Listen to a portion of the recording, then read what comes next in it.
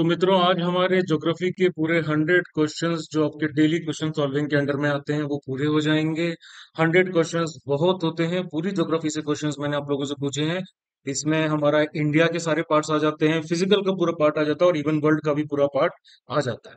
तो needless to से कि भाई ये क्वेश्चंस आपको बहुत ज्यादा हेल्प करने वाले हैं। आप लोगों को कुछ नहीं करना, तन मन धन लगा के रात को सोने से पहले 25 क्वेश्चंस कर लेने। इनको अभी से सॉल्व करना स्टार्ट कर दो, क्योंकि बाद में एक साथ बहुत सारे क्वेश्चंस हो जाएंगे। फिर उनको पीडीएफ्स को रेफर करोगे, फिर उनके एक्सप्लेनेशन वीडियोस का रेफर करोगे तो बहुत टाइम लग जाएगा। रिवीजन के लिए पीडीएफ्स को रेफर कर लेना, लेकिन अभी आप ये जो वीडियोस हैं इनको रेफर करके अपने क्यूएस की जो भी डाउट्स और क्वेरीज आती हैं उनको सॉल्व कर सकते हो, और साथ ही साथ टेलीग्राम और व्हाट्सएप पे भी पूछ सकते हो। तो चलिए आज का क्यूएस स्टार्ट करते हैं।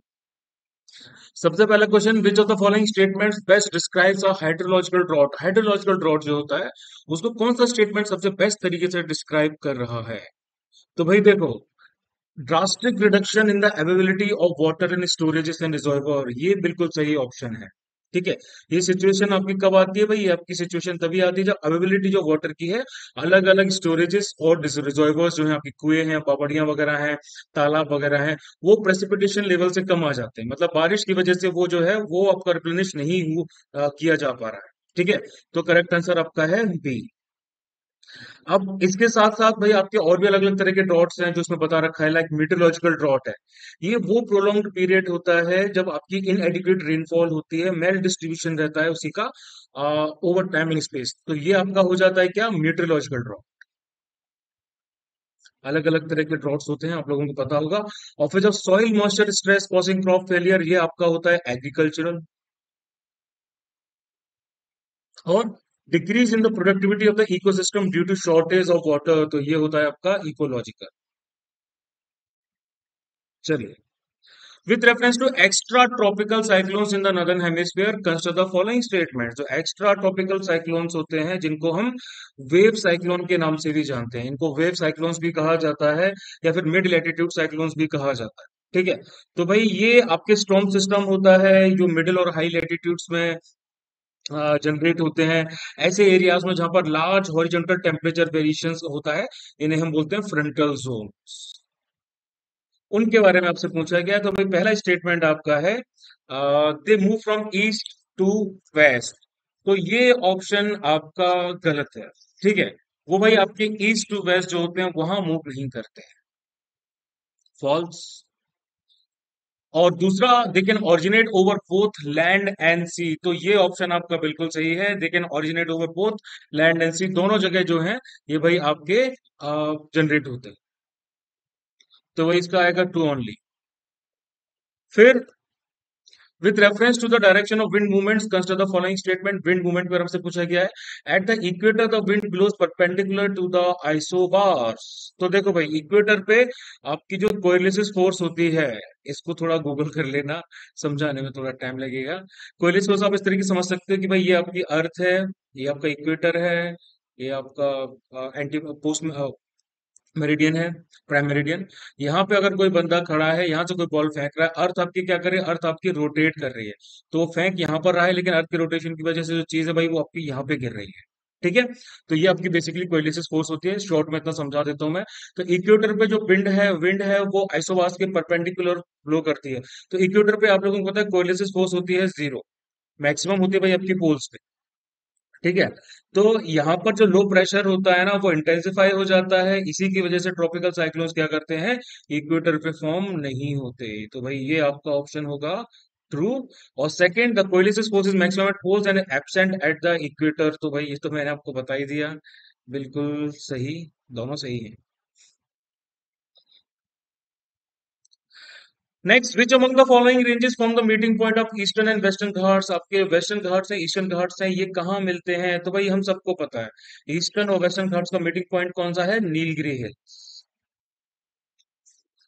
फिर in which of the following continent the equator does not pass through. कौन से कॉन्टिनेंट से इक्वेटर आपकी नहीं जाती है? सिंपल आंसर है भाई, यूरोप। ये तो मैप बेस्ड क्वेश्चंस है यार। मैप पे अगर आप देखोगे तो भाई ये बहुत सारे छोटे छोटे क्वेश्चंस है, ये आपके पूछे जाते हैं सीडीएस में। इतने छोटे क्वेश्चंस भी पूछे जाते हैं, डायरेक्ट क्वेश्चंस पूछे जाते हैं। तो भाई ये सिंपल आपके ऑब्जर्वेशनल बेस्ड है ना।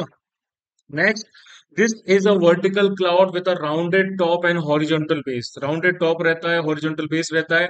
Typical of humid tropical region, humid tropical region में पाया जाता है। Associated with uprising conventional current. Its great white globular mass में look grey against the sun, but it is a fair weather cloud. भाई कौन सा क्लाउड है, किसके बारे में बात कर रहे हैं?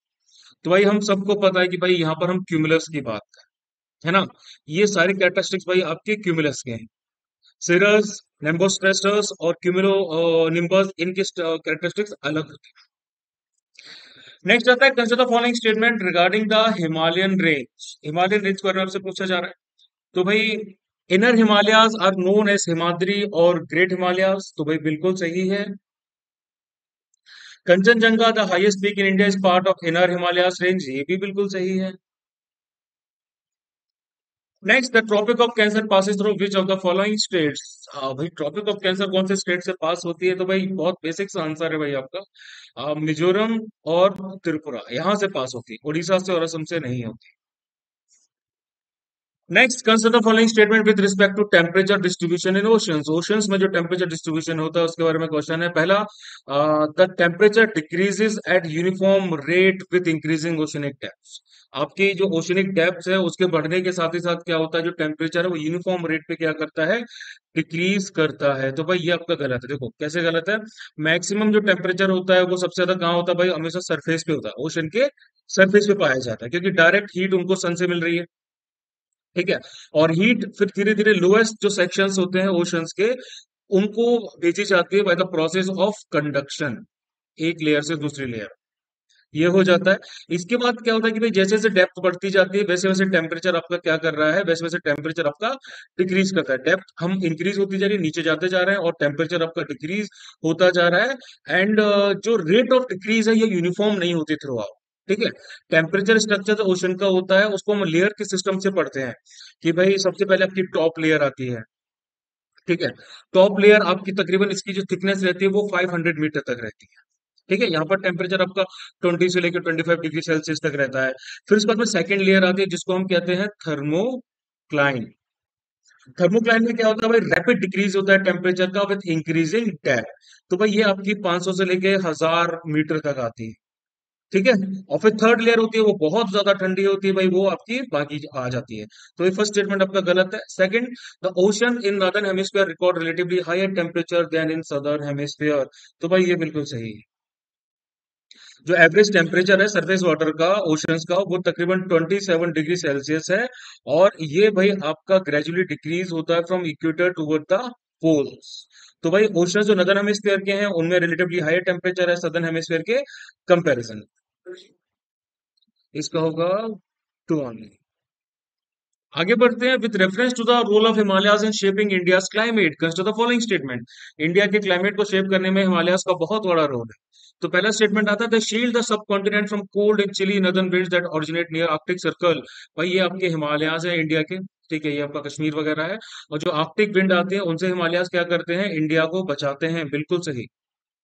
Second, they trap the monsoon winds forcing them to shed their moisture within the subcontinent, बिल्कुल सही। जो मॉनसून विंड्स आते हैं आपकी नॉर्थ ईस्ट मानसून का, साउथ वेस्ट मानसून का, इनको भी ट्रैप करने का काम हिमालयास का होता है। तो भाई ये भी सही है।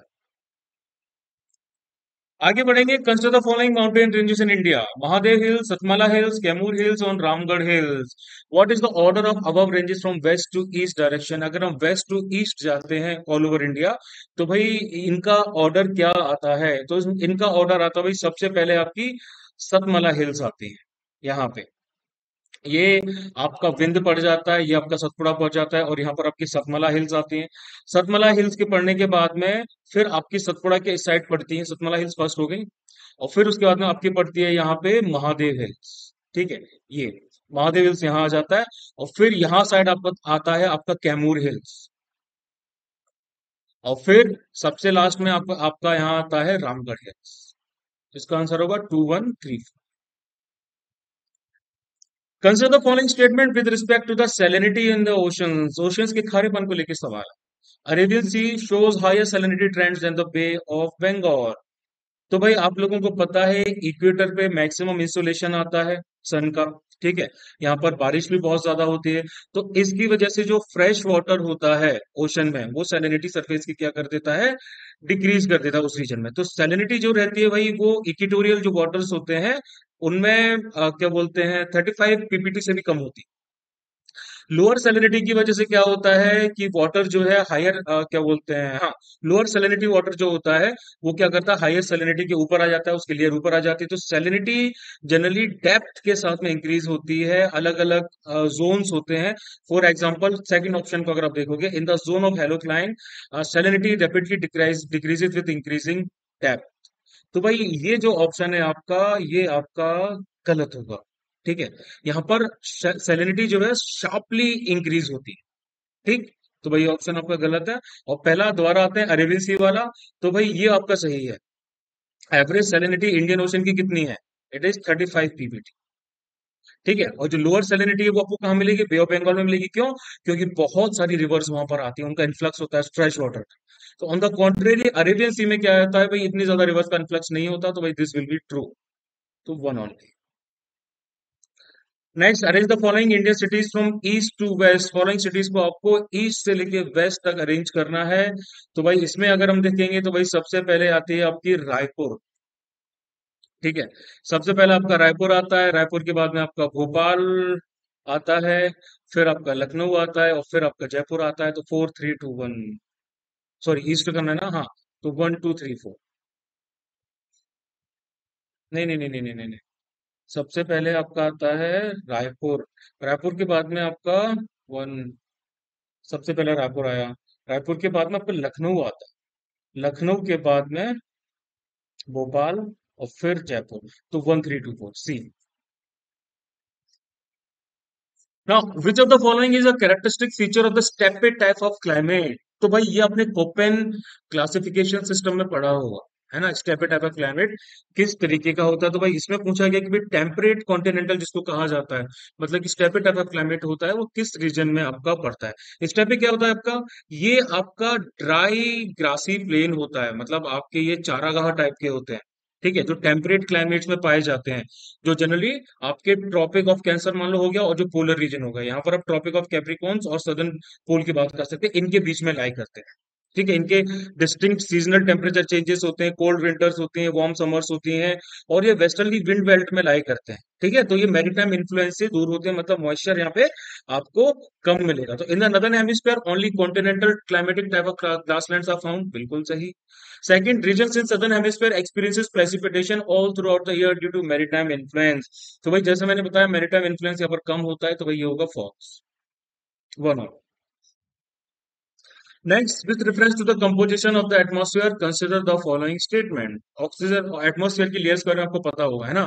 तो oxygen becomes negligible beyond the height of 120 kilometre from the surface of earth. तो एटमॉस्फेयर में आप लोगों को पता है गैसेस होते हैं, वाटर वेपर्स होते हैं, डस्ट पार्टिकल्स होते हैं, और गैसेस का जो प्रोपोर्शन होता है वो चेंज होता है हायर लेयर्स में एटमॉस्फेयर में, कि भाई ऑक्सीजन जो है भाई आपकी वो 120 किलोमीटर के ऊपर क्या हो जाती है भाई, नेग्लिजिबल हो जाती है ना। तो स्टेटमेंट फर्स्ट आपका ट्रू है।